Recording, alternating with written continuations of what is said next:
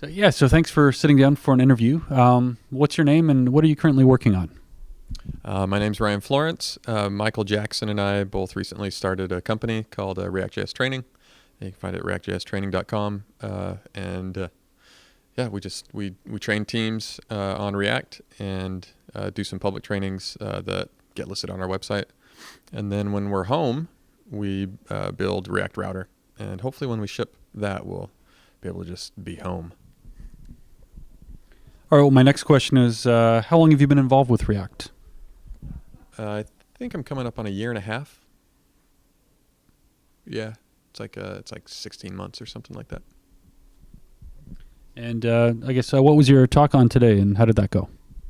My talk title was Don't Rewrite React. And so I talked about how rewrites tend to block your team and take a long time and just really don't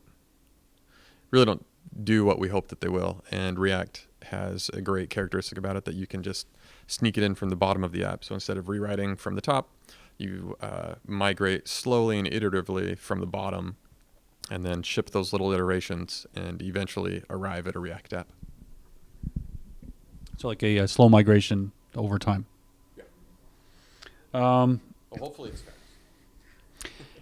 So in working with React for over a year and sort of it being such a new way of developing, has there been any insights you've had into software development or software engineering that's really come out of your React work in the last couple of years? Yeah, I was going to say self-taught developer, but the Mood Tools team generally taught me how to program and things online, but I didn't get official training, so I've only been exposed to the things that I've looked for. So when I got into React, its idea of making state really explicit and forcing you to think about state instead of just try to make something show up on the page, you have to think about state and when it changes.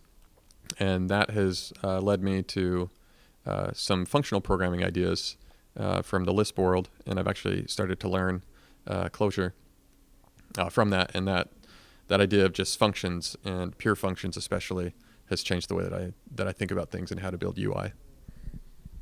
Do you think that functional programming is finally going to cross over into the mainstream now that React is sort of providing a bridge?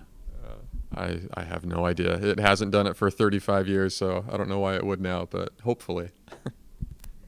All right. And where do you see JavaScript and React going in the next couple of years? Well, JavaScript is moving fast now.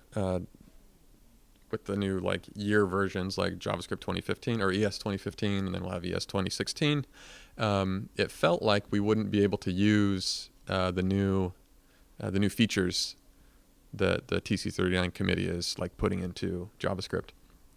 But now that we have Babel, which is an amazing project by Sebastian McKinsey, Babel will transpile your JavaScript into JavaScript that'll run in the browser, so we don't have to wait for the browsers or Node or anybody else to add the new features that are coming out in JavaScript. We can start using them before they're even standardized. So when they're just proposals, we can start playing with them. And I think that that's a big deal for everybody to be able to start experimenting with that stuff and making sure that we get the right features into JavaScript that we want and that they end up with great APIs. All right. Well, thank you very much.